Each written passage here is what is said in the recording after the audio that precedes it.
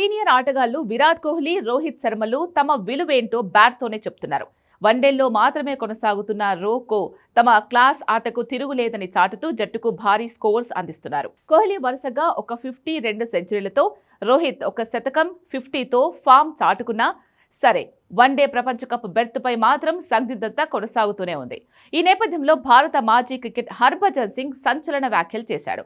క్రికెట్లో ఏమి సాధించినా వ్యక్తుల చేతుల్లో కోహ్లీ హిట్మ్యాన్ భవిష్యత్ ఉండడం అత్యంత బాధాకరమన్నాడు.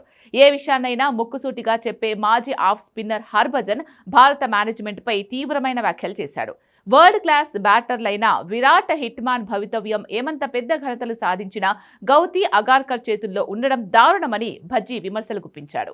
రోకో ఇద్దరు ఎల్లప్పుడూ పరుగులు సాధిస్తూ ఉంటారని, వీరిద్దరూ భారత గొప్ప క్రికెటర్స్ అని చెప్పాడు. రోజురోజుకు మరింత దృఢంగా మారుతున్న వీరిద్దరూ ఛాంపియన్ ప్లేయర్స్ గా యువతరానికి ఆదర్శంగా నిలుస్తున్నారని హర్భజన్ వ్యాఖ్యానించాడు. గతేడాది టీ20 ప్రపంచ కప్ విజయం తరువాత కోహ్లీ, రోహిత్ పొట్టి ఫార్మాట్ కు వీడ్కోలు పలికారు. ఇక టెస్టులు, వన్డేల్లో కొనసాగుతారు అనుకుంటే జూన్లో సుదీర్ఘ ఫార్మాట్ కు గుడ్ బై చెప్పేశారు. గంభీర్, చీఫ్ సెలెక్టర్ అగార్కర్ కారణంగానే వీరిద్దరూ టెస్టుల నుంచి తప్పుకున్నారు అనే విమర్శలు వచ్చాయి.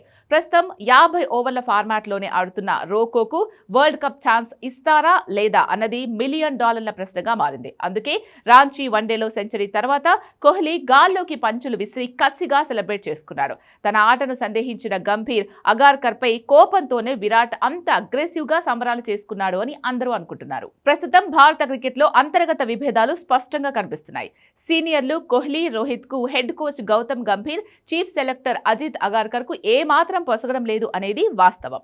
దిగ్గజ ఆటగాళ్లైన రోకో మైదానంలో అద్దరగొడుతున్నా వీరికి వరల్డ్ కప్ లో అవకాశం ఉంటుందా లేదా అనేది తెలియడం లేదు. అయితే మాజీ క్రికెటర్స్ మాత్రం విరాట్, రోహిత్ కు మద్దతిస్తున్నారు.